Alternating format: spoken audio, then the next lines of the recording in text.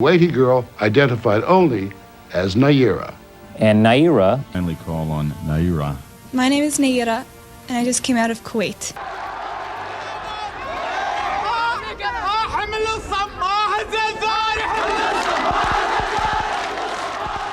In 1990, the Middle East was on the brink of one of the most consequential wars of the late 20th century. When Iraq invaded Kuwait, the world condemned the aggression. But condemnation alone did not guarantee military intervention. Many Americans were deeply divided over whether the United States should fight another war overseas. Politicians debated. The public hesitated. Congress remained uncertain. Then, everything changed. A frightened 15-year-old girl appeared before members of the U.S. Congress. Her testimony lasted just 4 minutes. By the time she finished speaking, millions of people believed they had witnessed proof of unimaginable cruelty. They took the babies out of the incubators. Her words spread across television screens, newspapers, and political speeches. Within months, the United States led a coalition of 42 countries into war. Years later, investigators uncovered a stunning truth. The testimony that had helped convince the world was not what it appeared to be. This is the story of Nayirah Al-Sabah, the incubator baby's testimony, in one of the most famous propaganda campaigns in modern history.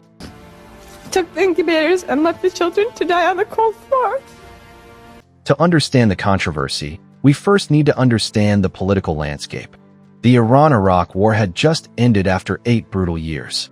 Iraq emerged heavily indebted, owing billions of dollars to neighboring Gulf states, especially Kuwait and Saudi Arabia. Saddam Hussein believed Kuwait should forgive Iraq's debt because, in his view, Iraq had fought Iran partly to protect the Arab Gulf. Instead, relations deteriorated. Baghdad accused Kuwait of producing too much oil, lowering world oil prices and damaging Iraq's fragile economy. Iraq also accused Kuwait of illegally drilling into Iraqi oil fields near the border. Negotiations failed. Then, on August 2, 1990, Iraqi forces crossed the border. Within hours, Kuwait's military was overwhelmed. The ruling Al-Sabah family fled into exile. Saddam Hussein declared Kuwait to be Iraq's 19th province. The international community condemned the invasion, and the United Nations imposed sanctions. But military intervention remained uncertain. Many Americans questioned whether sending hundreds of thousands of troops to the Persian Gulf was worth the cost.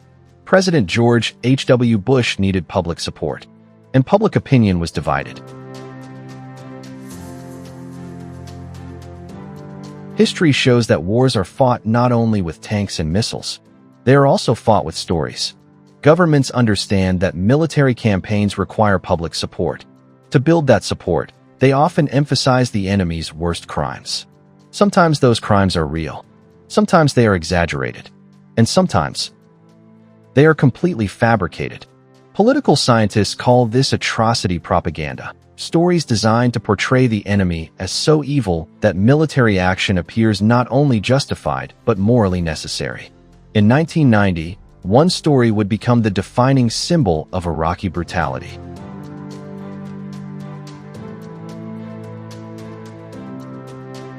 On October 10, 1990, the Congressional Human Rights Caucus held a hearing in Washington. Among several witnesses was a young Kuwaiti girl introduced only by her first name, Nayirah. Kuwaiti girl identified only as Nayirah. And Nayirah. Kindly call on Nayirah. My name is Nayirah, and I just came out of Kuwait. She appeared nervous. She struggled to hold back tears. Speaking softly, she claimed she had volunteered at Al-Aden Hospital in Kuwait City. Then came the statement that changed history. She said Iraqi soldiers entered the hospital carrying guns. According to her testimony, they removed premature babies from incubators, stole the incubators, and left the infants on the cold floor to die. I was there. I saw the Iraqi soldiers come into the hospital with guns. They took the babies out of the incubators. Took the incubators and left the children to die on the cold floor. The room fell silent. Many lawmakers were visibly emotional. Television networks replayed the testimony repeatedly. Newspapers around the world reported the horrifying allegation. The image of helpless babies dying on a hospital floor became one of the most powerful symbols of Saddam Hussein's alleged brutality. Whether or not people knew anything else about Kuwait, they remembered one thing: the incubator babies.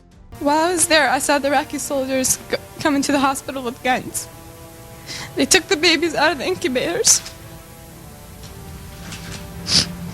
Took the incubators and left the children to die on the cold floor. It was horrifying. The testimony spread with extraordinary speed. Television stations aired it hundreds of times. Millions of Americans watched it. Human rights organizations initially repeated the claims. Several media outlets reported the story as fact. Even members of Congress cited it during debates over military intervention. President George H.W. Bush mentioned the incubator story repeatedly in speeches. For many Americans, the debate was no longer about oil, geopolitics, or international law. It became about protecting innocent children. Is the time to check the aggression of this ruthless dictator whose troops have bayoneted pregnant women and have ripped babies from their incubators in Kuwait. President Bush repeated the incubator story at least 10 times in the following weeks. Babies pulled from incubators and scattered like firewood across the floor. When Congress voted on authorizing military force in January 1991, the decision passed by a relatively narrow margin.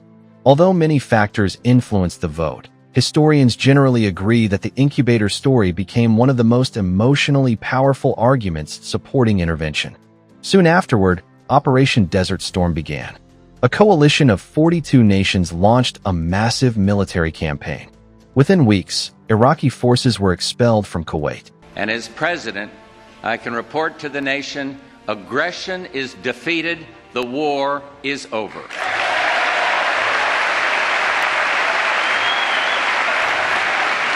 Once the war ended, journalists began investigating the famous testimony.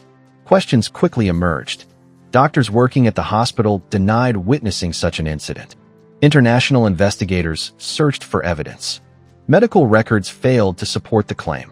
No reliable proof showed that Iraqi soldiers had removed babies from incubators and left them to die. Then came another revelation. Nayirah was not simply an anonymous hospital volunteer. Her full name was Nayirah Al-Sabah. She was the daughter of Saud Nayirah Al-Sabah, Kuwait's ambassador to the United States. Her identity had been deliberately concealed during the hearing. That revelation shocked many observers. But there was more. Did Iraqi soldiers remove babies from incubators in order to steal the incubators? No, they did not. Not at all. Nayirah was the daughter of the Kuwaiti ambassador. Ordinary witness, she's a member of the Kuwaiti royal family, related to the Emir of Kuwait. And when she testified, her father was sitting close by. He's Sheikh Saud Nayirah Al-Sabah, Kuwait's ambassador to the United States. Nayirah lives with her family in Washington, D.C. Investigators discovered that a Washington-based public relations company, Hill Knowlton, had played a central role in promoting Kuwait's message in the United States. The firm had been hired by a Kuwaiti-funded organization called Citizens for a Free Kuwait. The campaign reportedly cost millions of dollars. Its goal was straightforward: persuade the American public to support military intervention. According to later investigations, Nayirah had been prepared before appearing at the hearing. Critics argued that the emotional testimony was carefully crafted to influence public opinion. Supporters of Kuwait responded that Iraq had committed many genuine human rights abuses during the occupation, even if the incubator story itself could not be verified. Nevertheless, the credibility of the testimony collapsed. Even Amnesty International, which had initially supported aspects of the allegation, later withdrew its claims after further investigation found insufficient evidence.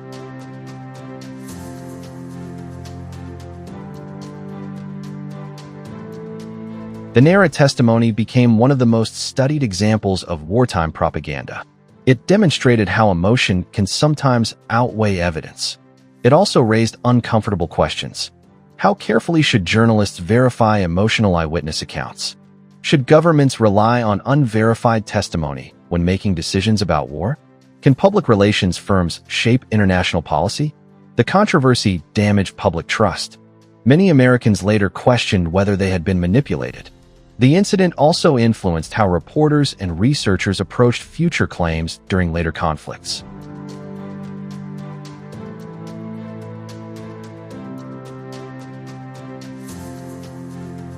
Even today, historians disagree on how the story should be remembered. Some argue that the fabricated testimony helped deceive millions into supporting a war. Others point out that Iraq's invasion of Kuwait was a clear violation of international law and that the coalition had multiple legal and strategic reasons for intervening, independent of Nayirah's testimony. In that view, the testimony may have strengthened public support, but it was not the sole reason the war occurred.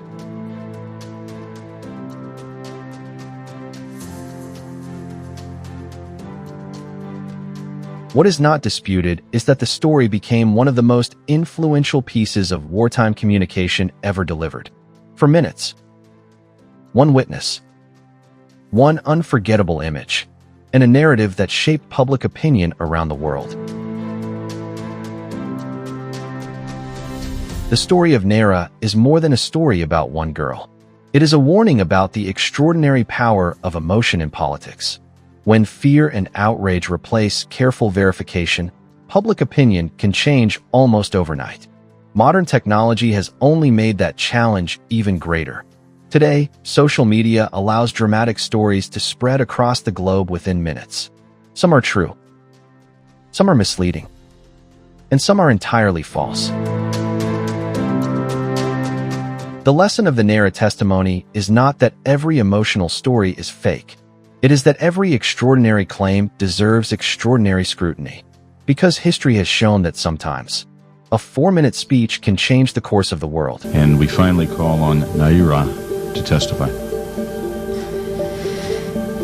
Mr. Chairman and members of the committee, my name is Nayirah, and I just came out of Kuwait.